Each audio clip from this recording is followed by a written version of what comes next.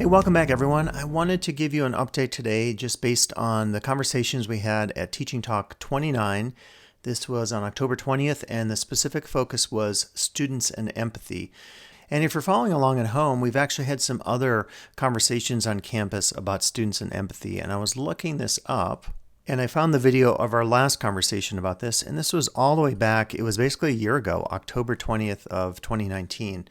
We had a really good conversation with a number of faculty and staff, Wynn Walker, Damien Estrada, Elizabeth Loudon, myself, Mary Cook, Leslie Amato. What I liked about the conversation was that people from different offices on campus had different opinions and perspectives on students and empathy. And that's why it's really important to hold these workshops and have these live conversations, because we cannot all possibly see a particular issue, like in this case, students and empathy, from that same perspective, because we all have different experiences with students. So if you're at all interested, go back to that teaching talk number 3 that was back in the nascent stages of my position and also just our teaching talks. Now we're well over, looks like, 30 of the teaching talks so far. So back in the beginning, certainly, we covered this, and I thought it was a really engaging conversation. And I did want to review this a little bit today. This was the backup material I presented to you for that teaching talk. So this has really good information about what empathy is, basically the ability to understand and share the feelings of another. And of course, if we're thinking about students, if a student is struggling in a class, or if they're food or housing insecure, or they're struggling to purchase their textbooks, we are able then to feel how they're feeling, even if we've never experienced that in the past. And we all come from different backgrounds in terms of privilege, social class, life experiences, demographics, all that kind of stuff. So it's hard to say, but I know some of us may have experienced similar student issues in the past, and some of us have not. Regardless of that experiential level, the concept here is to be kind of like a cultural anthropologist and put yourself in the shoes of a student who is experiencing something that's really impacting their ability to finish your class or complete your class because of life challenges. So you can take a look at these 6 habits that effectively allow you to increase your empathy. You can look at the idea that empathy may have a dark side. So do we create situations where maybe we are not, how can I put this nicely, we're not as strong as we should be, or perhaps part of, education and life really is struggle, as we're all experiencing right now with COVID. So how do we sort of teach that perseverance side of things and dealing with things, almost in that sense that the transcendentalists, the American transcendentalists like Emerson and Thoreau talked about many years ago, trying to really have a sense of self-reliance, but also then as instructors, we're open to the idea that students shouldn't struggle so much that they can't complete our classes. And they're talking here about vampiristic empathy. I think this is pretty interesting. What is vampiristic empathy? It's a form of empathy where people want to manipulate the people they empathize with so they can, through them, experience the world in such a way that they really enjoy it. And this talks about helicopter parenting. Helicopter parents are constantly trying to steer their kids in the directions they think are the right directions. Of course, they want the best for their children, very understandable. I have kids and I want what's best for them too. But there's something else seeping in. There's this sort of living alone with the kids, imagining how it must have been like to have a life that's marked by successes, where obstacles disappear and life can be enjoyed. But that also means that the parents are co-experiencing that life, so they start taking over. They basically want to use the child as a pawn. In a sense, extreme helicopter parents are robbing their kids of a selfhood so that they can basically project their own self into these kids. Different example from the realm of parenting, but I think it is relevant to think about negative sides of empathy, because we very often hear that word and our immediate connotation of it is positive. Linguists would tell us to look at the meanings of words and see that they often have competing meanings or opposite meanings, which suggests to us that it's at least worth our time to conceptually interrogate and analyze something like empathy that we might be applying here to our students and their lives. So if you're at all interested, go back and check out that teaching talk from over a year ago, and also take a look at that reading, because I think there's some really good conversations that were had there that will continue to be had as we move along and talk more about empathy in this realm of COVID-19. So in our conversation with, we had actually Dr. J.D. Dirk there. We talked a little bit about the idea of empathy on one end, that deep understanding of a student concern, and academic rigor on another end, almost like a continuum and thinking about how to balance these two.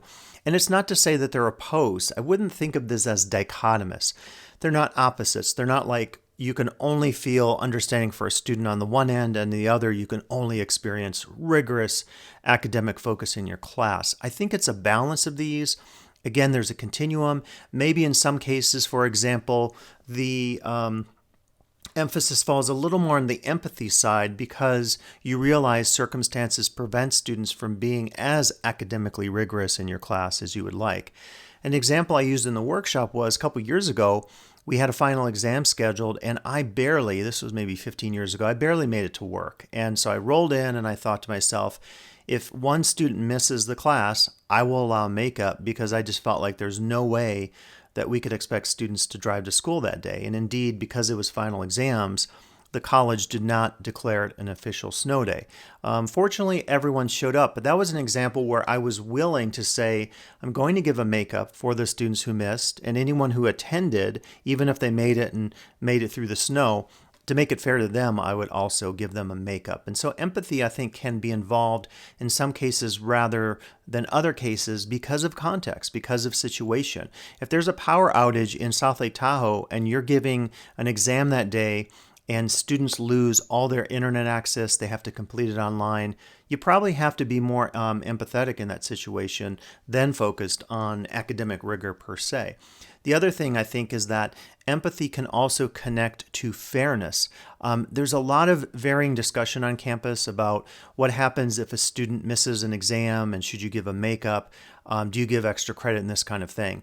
My real fear, having taught for well over 25, close to 30 years here, college level university K-12, is that I feel that if you give some allowances to some students because you're focusing on empathy and trying to understand them, and you don't give allowances to other students who maybe had a legit reason to get an allowance for, say, a makeup, you're actually being unfair, and you're not putting yourself in the shoes of that student who did show up and take the exam on time and maybe didn't come up with an excuse that necessitated you, in the case of the other student who wanted a makeup, that required that to happen. So I think it's a great opportunity also to engage ourselves and our colleagues in conversations about fairness and how we have to keep fairness, because I personally am against this idea that if someone just emotes to you in your office and says, please, please, please give me a makeup, I don't think that's fair to the other students that you're not giving the makeup to. So we don't typically think of it that way, and I think probably we should.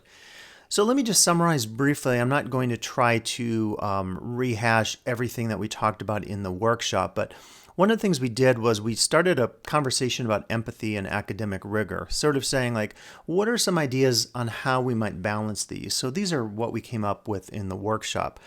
One idea was to allow students to attend a certain number of meetings for more flexibility. So to deal with the camera issues, the Zoom issues, instead of requiring 12 Zooms in a row, say you have to attend 8 out of 12. You give 4 options then for the students to have any reason for missing those meetings. Is very similar to what I did in the Promise first year experience class, where I allowed students to miss a certain number of the workshops. So it's being fair to them, and it allows them to really have opportunities for flexibility. Second one is related to video muting, and I won't get into this now, but I'm sending out a video this week specifically about some chancellor's office legal opinions about whether or not you can require students to have their video on for the entirety or majority of a Zoom session in your class. So the conversation turned into this. We talked about this legal opinion, and we decided that maybe we had to have a series of options. So one idea was allow video muting for emergencies. The challenge with that is if you're doing a live quiz or tracking attendance, you want to make sure that you can still do that and that students can still fairly earn all possible points given muting and leaving a Zoom session if they need to be there for attendance purposes. Another one, if students leave their Zoom, ask them to put a note in the chat room. So, hey, I have to leave for 15 minutes, but I'll be back. The problem with video muting is that you don't know if the student is still there. We've all been in meetings where someone said, hey, can you talk about this? And the person who's supposed to talk about that has their video muted and they're off taking a powder, doing something. So It's really hard because if students are still in the same room that you're doing your Zoom in, that they're doing their Zoom in on their phone or computer, that's okay. But if they leave that room, they're not really present in your class. And that's no different than a student taking a 20-minute break in a face-to-face class and going to the bookstore and getting a soda or whatever. So it's really not an easy thing to accommodate. You could do more options or allow more options for makeups to be more flexible and to fall on the side of empathy on this continuum of empathy and rigor. The challenge with that is it creates more bureaucracy and work for you, the instructor. And in some ways, again, to go to that issue of fairness, it creates more bureaucracy for all the students in the class. If your option is you have to attend 4 out of 5 Zoom sessions, then if you change that to attend 4 out of 5 and if you only attend 3, there's another makeup procedure, writing another paper or sending me something in chat in Canvas. It's creating more structures that are potentially confusing for your students. So in our interest of being more empathetic with students, we sometimes can create structures actually that can be hurdles to them and create greater challenges for them, as well as us trying to manage all these flexible and complex issues under COVID-19. The other one is how to address academic dishonesty. I think it's always a question. If you have a live quiz, whether you're using Proctorio or you're just observing your students in the Zoom windows in gallery view, if a student leaves, are there potential issues of academic dishonesty that you have to confront later? So it's always hard when you think about live Zoom as a way of dealing with academic dishonesty. This one I think is really key, creating a culture of standards and responsibility for students. We try to do this with talking about academic dishonesty and plagiarism. Hopefully we can say, look, we're giving you guys more flexibility to leave your video off if there's an emergency, but then the pressure is really on you, the student, to make sure that you are being professional and you're not taking advantage of that greater flexibility. So this is one that certainly we could develop over time as an institution, as faculty, as staff, as students, but it is challenging to envision in the short term at least. Last minute discussion in forum posts. Use the close date feature in Canvas. So this was a conversation with Dr. Dirk specific to trying to make sure that a discussion conversation doesn't just all fall at the end of a week. Like in my class, if it's due on a Saturday at 5 p.m., if everybody posts at 4 p.m. on Saturday, it's not truly a discussion. Years ago, I remember talking to Dean Sower about this in her online classes. She had a rubric that assigned more points at the front end if you posted on Wednesday, as opposed to posting way at the end if it's due on a Saturday. So you could do this using the close date feature in Canvas. If you want more information about that, reach out to me. And Dr. Dirk also has some really good language that he's developed about discussion posts and trying to keep those going. That's, I think, really important right now in a way of balancing rigor and empathy, because a lot of students assume when they read about flexibility in our course schedule, whether it's for a DE or an EVE class, they think it means I can go totally at my own pace.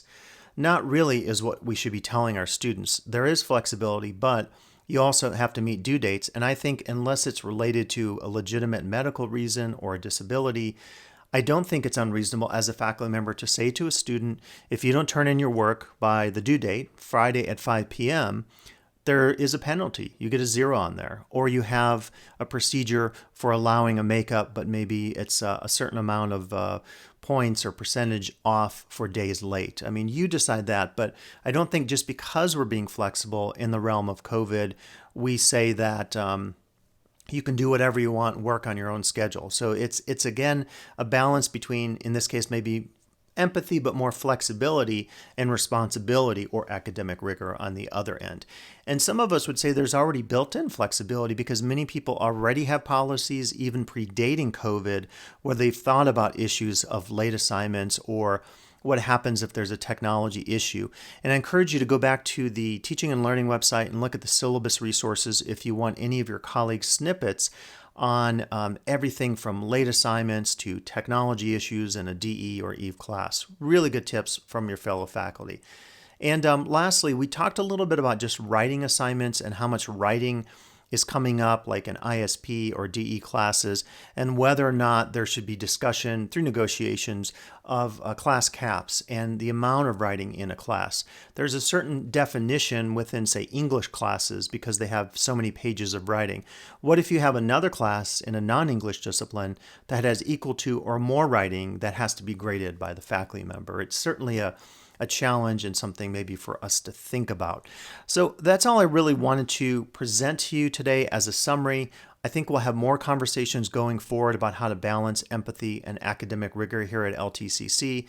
Great conversations that have happened in a couple of these workshops. I encourage you to reach out to your colleagues, reach out to me.